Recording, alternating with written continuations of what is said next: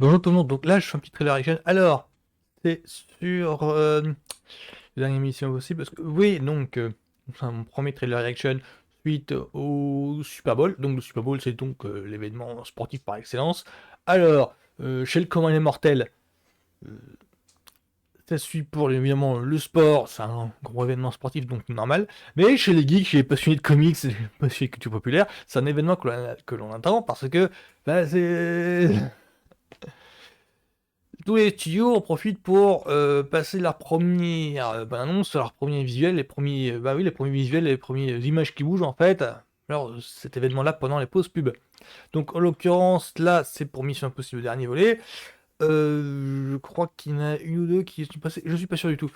Mais je crois que c'est une façon de dire voilà, c'est bon, ça démarre, c'est bon, les affaires reprennent. Pour le Mission Impossible, l'événement, c'est que ce serait le dernier. Je crois que le titre, c'est Final Reckoning. Ouais, c'est The Final Reckoning. Alors, la petite histoire, c'est que... Alors, moi, ce que j'avais compris, c'est que... Alors, je crois que j'en ai parlé d'ailleurs dans une dernière vidéo. J'ai un sûrement déjà vu. Normalement, de base, Dead Reckoning, le septième devait être en deux parties. C'est pour ça qu'on avait Dead Reckoning partie 1. Et là, il y a changement parce que je crois que le truc, c'est que... Bah, moi, tout de suite, ce que je pense en premier, c'est que la première partie ayant sous-performé, il ne fallait pas promouvoir le côté de la suite 2. Si la première n'a pas marché, ça va pas donné envie de voir la deuxième, tout simplement. Donc, faut, faut axer avant tout cette deuxième partie sur le fait que, voilà, c'est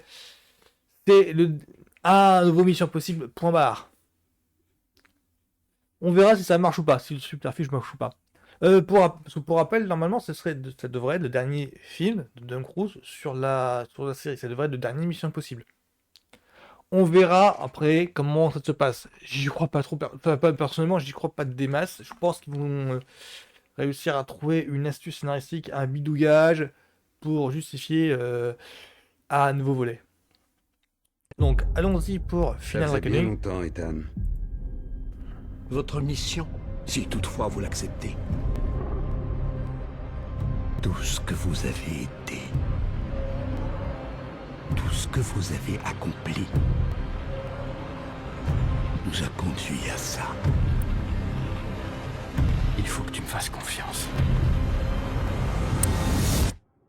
Une toute dernière fois.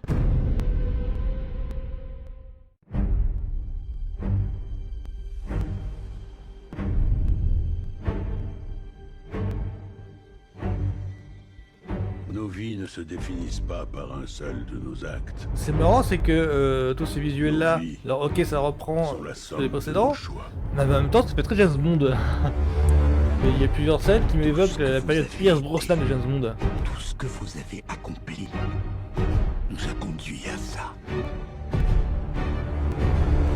Quand la certitude doit être absolue, quand la réussite semble impossible, la mission lui revient.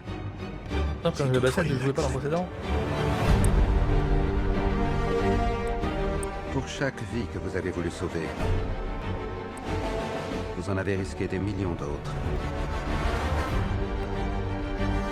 À présent, tout ce qui respire sur cette terre est entre vos mains. C'est toujours la même histoire, non? Vous refusez de sacrifier ceux qui vous sont chers.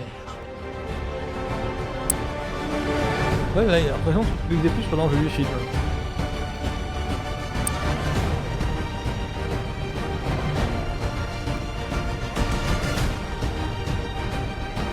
On a toujours été du bon côté, mon frère. Je n'ai pas de regrets. Tu ne devrais pas en avoir.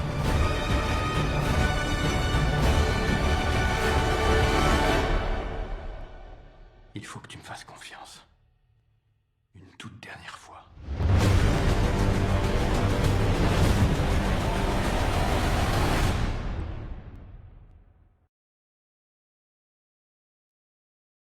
Alors, positif et négatif. Positif. Ça a l'air d'être putain de spectaculaire. Ça, c'est le minimum. On sent vraiment qu'on est C'est un film d'espionnage actionneur, peut-être pas bourrin parce que le précédent était bien bourrin, ils avaient bien, je pense à la scène du train qui se scratch, oui. Il y a un train, c'est pas un avion, c'est un train qui se scratch.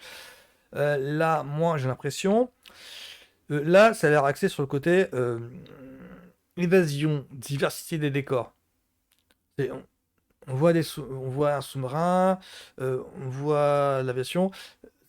Déjà, enfin, ah, ça m'évoque Fallout, qui avait aussi un petit côté, on a plusieurs pays en fait, on gère plusieurs pays. Bah, c'est vraiment une sorte d'aventure une aventure exotique. On a affaire à des personnages qui voyagent beaucoup pour leur mission. Parce que dans Fallout, il y avait donc une grosse scène à Paris, et ça se terminait dans les Alpes, non? Décor montagneux. Et là, c'est un peu pareil. Ça, c'est pour le point positif. En grosso modo, on a l'air d'avoir un James Bond-like. Point négatif, c'est que ça a l'air d'être un putain de Tom Cruise chaud. Parce que j'avais aimé à partir de Mission Impossible 4, donc c'est le Rogue Nation, je crois, qui était déjà enclenché avec Ghost Protocol, donc qui était le 3. C'est que. Même pas non, enfin, Ghost Protocol, Mission Protocol, enfin. Protocol Phantom. Il me semble que c'était le 4, le 5 c'était Rogue Nation, et puis le 6, je sais plus lequel que c'était. Enfin, il y a une sorte de deuxième trilogie à Mission Impossible, et cette seconde trilogie-là m'évoquait une sorte de... un petit peu...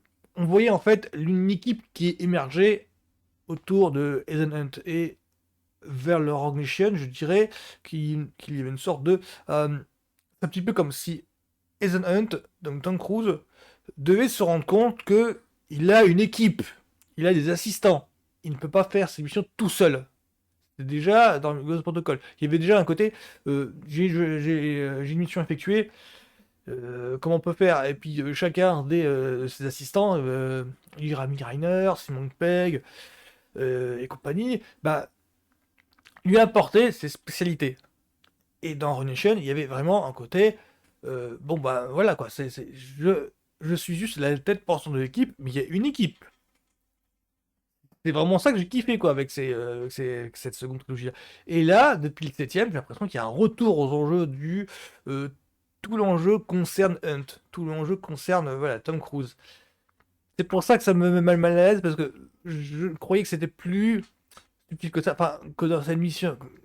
C'était ma fantoy à moi, c'est que cette deuxième trilogie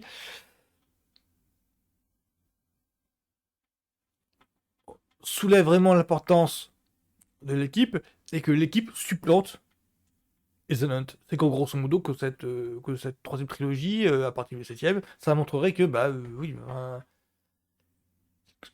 que un Van Grahams ou un autre équipier ou Simon Pegg lui disent c'est bon, on peut maintenant faire sans toi. Tu peux t'occuper d'autre chose. Enfin, tu peux aller à ta vie. Parce que c'était ça un petit peu l'enjeu d'un des Missions Impossibles. C'était que l'équipe lui prenait trop de place et qu'il devait sacrifier sa vie. Et dans cette nouvelle trilogie, c'était ma fanterie, c'était que bah voilà, bah maintenant peux pas, tu peux nous lâcher, mais voilà, tu peux nous laisser tranquille, on peut bosser tout autarcie, on peut bosser tout seul, maintenant on trouvera quelqu'un pour te remplacer, c'est tout. Et mais là, c'est le fait que ça redevienne un James Bond-like comme les premiers volets, surtout le deuxième, hein, mater Mission Impossible 2, Tom Cruise dirigé par John Woo, voilà, le réalisateur chinois hongkongais. Voilà, c'était toute la caricature de ça. J'ai l'impression qu'ils reviennent un petit peu à ça. Pas qu'ils reviennent à une sorte d'entre-deux entre Mission Impossible 1 et 2. Mission Impossible 1, c'est focalisé sur Tom Cruise qui devient le seul élément clé de l'histoire, et c'est un petit peu ça le concept de ce 8ème. C'est un petit peu ça qui me gêne. Mais sinon, oui, ça a l'air du blockbuster honnête d'action. Donc moi, ça me donne envie parce que il y a une sorte de suivi de l'histoire, mais le problème que j'ai, c'est que ça retourne à travers d'un Tom Cruise show, voilà. Sinon, c'est tout ce que j'avais à dire sur ce truc. Donc, c'est Mission Impossible Dead Reckoning, sorti vers juillet, je dirais, mai-juin. Donc, voilà, c'est tout pour moi. Donc, salut, salut!